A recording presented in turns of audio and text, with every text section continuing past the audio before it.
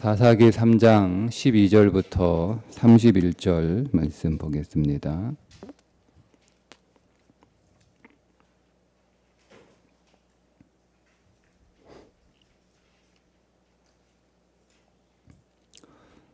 이스라엘 자손이 또 여호와의 목전에 악을 행하니라. 이스라엘 자손이 여호와의 목전에 악을 행함으로 여호와께서 모압 왕 에글론을 강성하게 하사 그들을 대적하게 하시매 에글론이 암몬과 아말렉 자손들을 모아 가지고 와서 이스라엘을 쳐서 종려나무 성읍을 점령한지라. 이에 이스라엘 자손이 모압 왕 에글론을 18해 동안 섬기니라. 이스라엘 자손이 여호와께 부르짖음에 여호와께서 그들을 위하여 한 구원자를 세우셨으니 그는 곧 베냐민 사람 게라의 아들 왼손잡이 에훗이라. 이스라엘 자손이 그를 통하여 모압 왕 에글론에게 공물을 바칠 때에 에훗이 길이가 한 규빗 되는 좌우에 날선 칼을 만들어 그의 오른쪽 허벅지 옷 속에 차고 공물을 모압 왕 에글론에게 바쳤는데 에글론은 매우 비둔한 자였더라. 에훗이 공물 바치기를 마친 후에 공물을 메고 온 자들을 보내고 자기는 길갈 근처 돌 뜨는 곳에서부터 돌아와서 이르되 왕이여 내가 은밀한 일을 왕에게 아뢰려 하나이다 하니 왕이 명령하여 조용히 하라 하매 모셔 선 자들이 다 물러간지라. 에훗이 그에게로 들어가니 왕은 서늘한 다락방에 홀로 앉아 있는 중이라.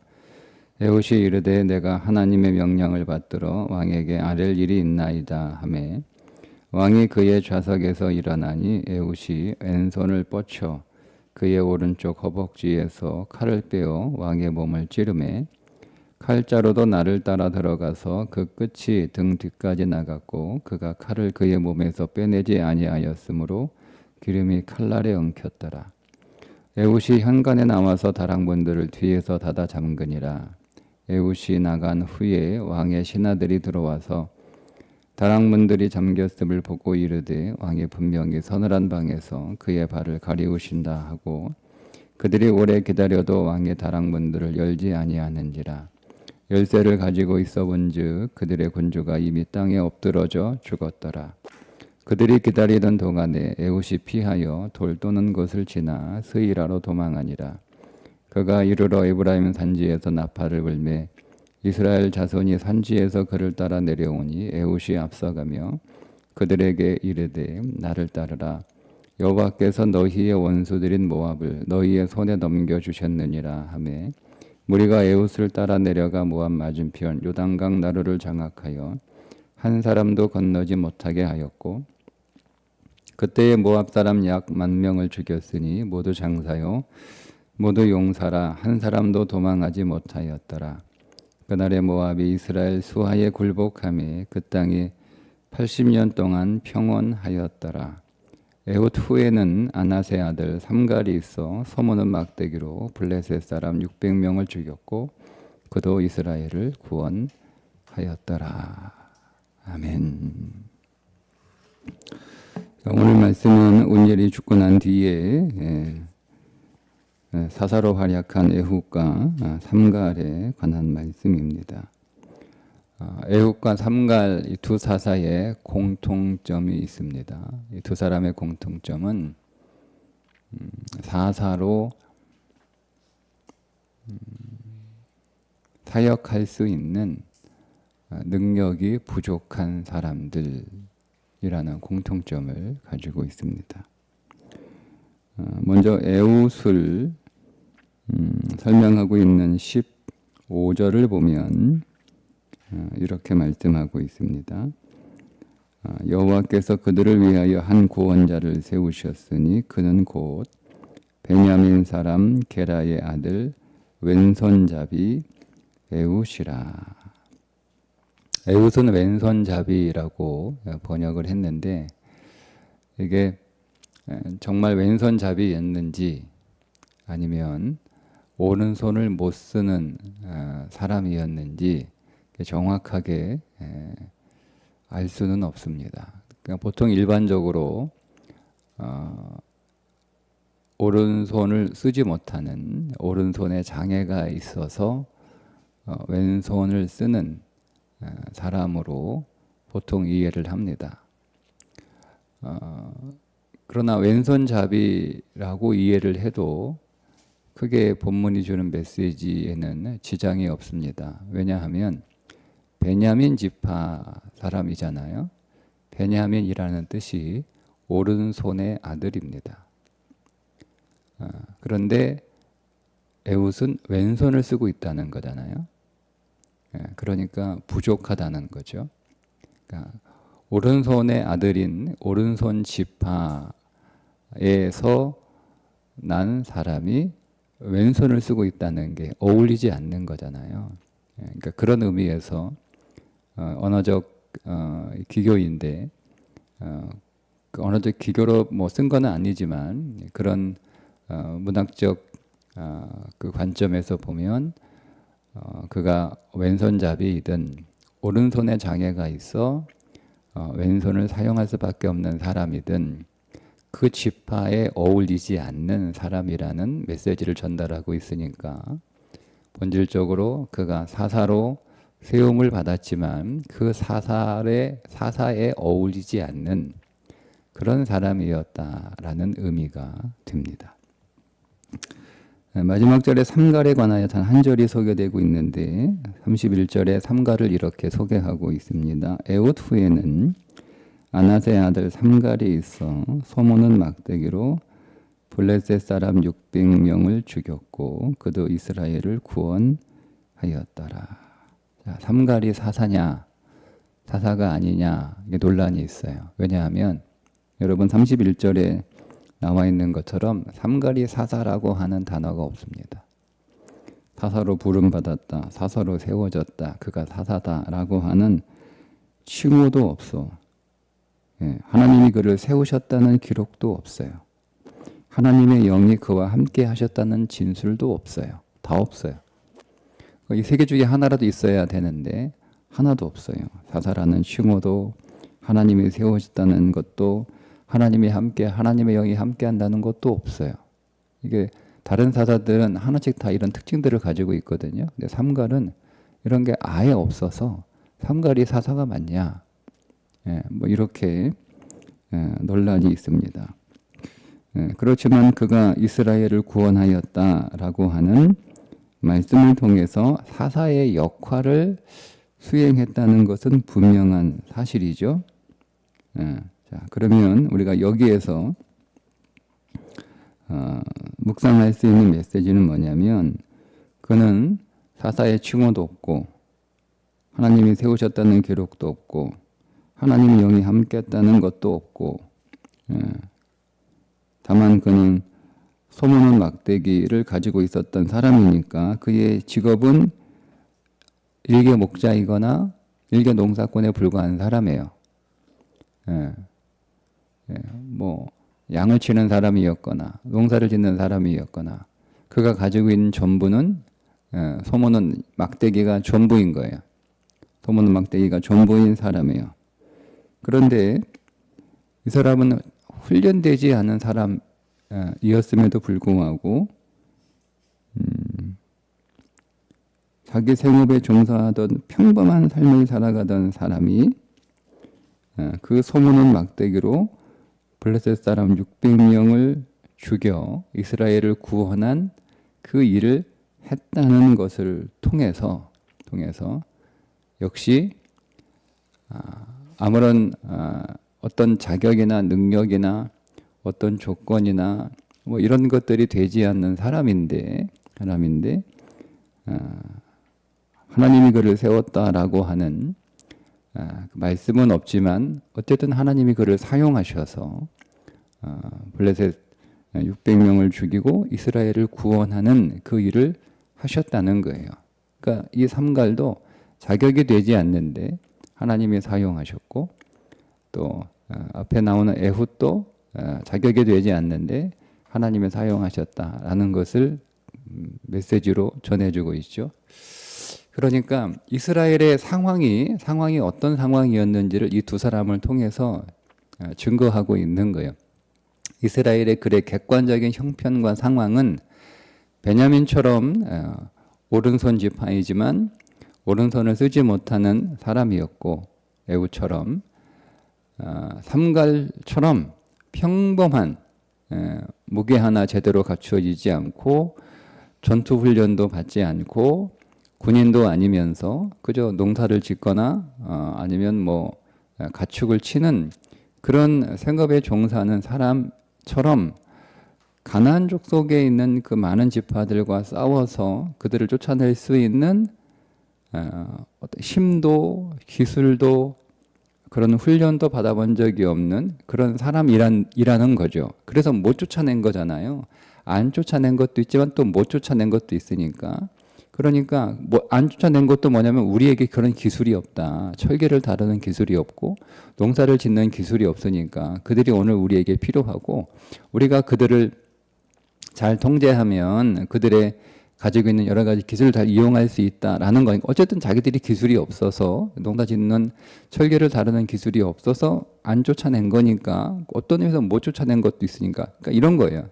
그래서 안 했단 말이에요. 하나님이 말씀하신 대로 진멸해야 되는데 안 했단 말이에요. 우리가 능력이 없고 실력이 없고 기술이 없고 상황이 안 되고 형편이 안 되니까 못했다는 거잖아요. 그래서 못했어요. 그렇게 못했어요. 그러니까 이게 이스라엘 백성들의 현실의 명백한 삶, 그게 핑계이기도 하고 변명이기도 하지만, 그러나 그것은 거짓말이 아닌 명백한 사실이에요. 근데 그들의 문제가 뭐였냐면, 이 에훗과 삼가를 통해서 하나님이 보여주시는 것처럼 하나님이 함께 하시고 하나님이 도우시고 하나님이 역사하시면 가능한 일인데, 너희들의 힘으로 하려고 하니까 난 이건 못하겠다, 어렵다, 불가능하다라고 포기한 게 아니냐를 말씀하시는 거예요. 그러니까 너희들의 문제는 너희들의 힘이 약한 것이 문제가 아니고 나를 찾지 않은 것이 문제라는 거예요. 그래서 이 에훗, 삼갈, 부족하고 또 여러 가지 면에서 자격이 안 되는 사람에도 불구하고 하나님이 사용하시니까 모압 10,000명을 죽일 수 있고 블레셋 600명을 한 사람이 죽일 수 있는 일들을 하지 않느냐를 보여주는 거죠. 그러니까 여러분, 우리가 이 사사기를 읽으면서 여러분 우리 안에 꼭 기억해야 될 것은, 이 사람들은 능력 있고 특별하고 대단한 사람들이고 그런 사람들이니까 사사로 부름받아 사사로 쓰임받고 또 그렇게 위대한 이스라엘을 구원하는 사역을 했다라는 것에 초점을 맞추면 안 돼요. 그러니까 사사에 초점을 맞추면 안 돼요. 그들을 사용하시는 하나님께 초점을 맞춰야 되는 거예요. 그러니까 사사는 영웅이 될 수 없어요. 그러니까 이 앞에 나오는 운니엘 같은 경우는 드비를 점령한 용사이고 훌륭한 승리의 전적을 가지고 있는 사람인 것은 맞지만, 그 운니엘이 사사 전체를 대표하는 모델은 아니거든요. 그러니까 운니엘의 그 능력이나 그 사람에게 초점을 맞추면 안 된다는 것을 뒤에 이어지는 에훗과 삼가를 통해서, 더 뒤에 보면 말도 안 되는 사사가 나와요. 말도 안 되는. 사사로 부름받는데 뭐 했냐라고 할 정도의 말도 안 되는 사사가 나온단 말이에요. 그러니까 그런 사람들도 하나님이 사용하신다는 거예요. 초점이. 어떻게 이 사람이 무슨 사사냐. 사사로 살면서 자식들 수용차 몇 대씩 해주고 집 몇 대씩 해준 게 전부인 게 무슨 사사냐. 이렇게 볼 수 있는데, 그러니까 자꾸 우리가 사사에 초점을 맞추면 이 사사기에 나오는 본질적인 메시지를 놓쳐버려요. 결국 사사시대 문제는 뭐냐면 자기 소견에 옳은 대로 행하다가 핵심이잖아요. 그러니까 자기 힘으로 살았다는 거예요. 자기 형편에 맞게 살았다는 거예요. 그러니까 우리가 우리 형편에 맞게, 우리 힘에 맞게, 우리 분수에 맞게 여러분 살아가는 거, 뭐 나는 이런 사람이니까, 나는 이런 성격의 사람이니까, 나는 이런 성품의 사람이니까, 내가 나고 자란 삶의 환경은 이런 거니까 나는 어쩔 수 없어. 그게 사사기예요. 그러니까 그게 믿음 없음이라는 것이고, 그런 자기 능력과 자기 형편과 자기 분수에 맞는 삶을 살아가는 것은 결국 믿음 없음이고, 그런 삶을 살아갈 때 그 삶의 결과는 고난과 옆구리에 가시가 찔리는 고통의 삶일 뿐이라는 거죠. 우리의 믿음은 우리 자신을 믿는 것이 아니고 우리 자신의 능력을 더 키워나가는 것이 우리의 믿음의 목적이 아니고 우리를 부인하는 거잖아요. 우리가 잘났어도 우리를 부인하는 거고 우리가 못났어도 우리를 부인하는 거예요. 꼭 잘난 것만 부인하는 게 아니란 말이에요. 우리의 존재 자체를 부인하는 거니까, 우리의 능력을 부인하는 거니까 우리의 능력 있음도 부인하는 거고 우리의 능력 없음도 부인하는 거예요. 그러면 우리 자신을 부인하고 우리 안에 계신 예수 그리스도를 인정하는 삶이 믿음의 삶이라는 거죠. 그러니까 사다시 때는 그런 믿음이 없었다는 거예요. 그러니까 그러나 우리가 아무리 부족하고 우리의 능력이 없고 우리의 조건이나 우리의 자질이 기준 미달이라 할지라도 우리는 하나님을 의지하고 예수 그리스도의 이름을 의지하면 하나님이 오늘 우리 안에서 일하시는데, 우리가 일하실 때 왼손잡이 에훗을 통해서 1만 명이 죽고 삼갈의 소모는 막대기를 통해서 600명이 죽는 놀라운 일들을 하나님이 하심으로 우리 인생 안에 이러한 승리가 있다는 것을 보여주는 거예요. 여러분, 그러니까 우리가 우리 자신의 능력에 너무 붙들려서 우리 자신에 매여 있으면 안 돼요. 우리가 우리 자신의 부족함, 그조차도 여러분 부정할 수 있어야 돼요. 우리 자신, 나는 늘 이렇게 부족하니까, 나는 뭐 이 정도밖에 안 되니까, 여러분 그렇게 우리가 생각하며 살 필요가 없어요. 나는 부족하나 주님은 능력이시니 오늘도 주 예수의 이름을 부르며 살아갑니다. 항상 이것이 우리의 고백이 되어야 되고 우리의 믿음이 되어야 되는 거예요. 믿음으로 살아가는 거죠. 믿음으로. 항상 믿음으로 고백하고 우리 자신의 부족함을 발견할 때마다 그것에 매여 있지 않고, 하나님, 내가 이렇게 부족하니 내게 주님은 더 필요하고 내게 주님은 꼭 필요하고 주님은 반드시 내 안에서 일하셔야 됩니다 라고 더 기도하면 되는 거예요. 우리가 우리 자신의 실망해서 아무것도 하지 않는 사람은 믿음이 없는 사람이에요. 우리 자신의 실망해서 예수 그리스도를 찾는 사람은 믿음의 사람이에요. 어떤 선택을 하실 거예요? 우리 자신의 실망해서 아무것도 하지 않는 사람? 그거는 그 자신을 잘 알고 내가 나를 잘 알고 내가 내 분수에 맞게 살아야지. 그건 여러분 믿음이 아니에요. 그거는 겸손도 아니에요. 좋은 성품도 아니에요. 그러니까 우리는 우리 자신에게 실망할 수밖에 없는 존재들이에요. 우리 자신에게 실망하기 때문에 우리는 그리스도가 필요하다는 것을 더 깨닫게 되는 거죠. 내 자신의 실망함으로 나는 그리스도 안에서 날마다 다시 태어나야 된다라고 하는 믿음의 삶을 살아가는 거예요. 여러분, 우리는 그리스도 예수 안에서 이미 거듭난 존재들인 것은 분명합니다. 그러나 그건 영원 안에서 이루어진 사건이고 우리는 시간 안에서 날마다 거듭나셔야 돼요. 날마다. 이거 잊어버리지 마세요. 우리는 영원 안에서 한번 거듭나는 것으로 끝내는 성도들이 꽤 있습니다. 우리는 매일 거듭나는 거예요. 매일 거듭나는 거예요. 그러니까 오늘 우리에게 이 하루는 어제의 연장의 하루도 아니고 내일을 준비한 하루도 아니에요. 그냥 우리 인생의 하루예요. 그러니까 오늘도 믿음으로 살아가는 날이어야 되고 오늘도 그리스도 안에서 거듭난 자로 살아가야 되는 날이기 때문에 오늘도 거듭나야 되는 거예요. 시간 안에서. 오늘도 다시 태어나야 되는 거예요. 오늘도. 그러니까 오늘도 그리스도 예수 안에서 그분의 생명으로 사는 날이 날마다 될 때 그 날들이 우리 안에서 계속 축적이 돼서 우리 안에 믿음의 일들이 나타나게 되는 거예요. 우리가 믿음으로 살아가잖아요. 그죠? 근데 오늘 우리의 보이는 현실은 그렇게 내가 믿음으로 살아가는 것만큼 그렇게 효과를 보이지 않잖아요. 그런데 보이지 않는 세계에서는 믿음의 효과가 일어나고 있습니다. 자, 그러면 내가 지금까지 쌓았던 믿음의 일들이 보이지 않는 세계에는 분명히 쌓여져 있거든요. 그죠? 근데 그게 나타나지 않을 뿐이에요. 근데 그게 언젠가는 나타나요. 그건 영적인 원리와 그 법칙과 같은 건데 반드시 믿음은 쌓이게 되어 있어요. 자, 그러면 여러분 이렇게 생각하시면 돼요. 지금 내가 그동안 믿음의 일들을 통해서 믿음으로 살았기 때문에 내 인생 안에 보이지 않는 믿음의 창고에 한 50 정도가 쌓여 있어요. 근데 이게 보이지 않는단 말이에요. 그러니까 보이는 세계 안에서는 아무것도 쌓이지 않는 것처럼 보여요.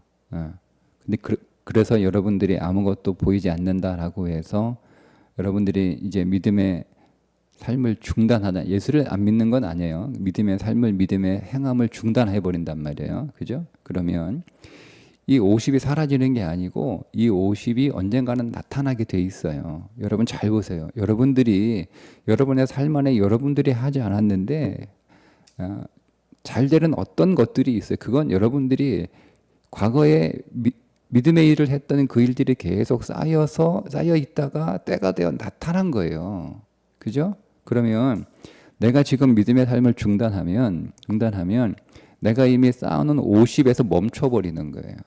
근데 그 50이 드러나기는 드러나는데 50만 드러나는 거예요. 여러분들이 보이지 않지만 믿음 안에서 보고 내가 어쨌든 현재 보이는 삶에서는 믿음의 효과가 없는 것처럼 그렇게 느껴지지만 그러나 반드시 믿음의 세계 안에서 반드시 쌓이고 있다라는 것을 믿고 계속 쌓아가시면 되는 거예요.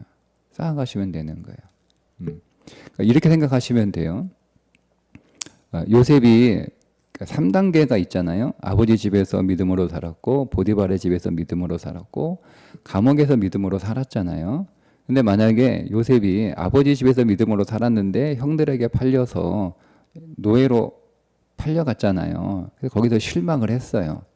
그러면 이게 33에서 3등분 하게 되면 3분의 1은 믿음으로 살았으니까 보디발의 집에서 믿음의 효과가 나타나는 거예요. 효과가 믿음으로 살지 않아도. 그죠? 그러면 그 아버지에서 살았던 30만큼만 믿음의 효과를 보는 거예요.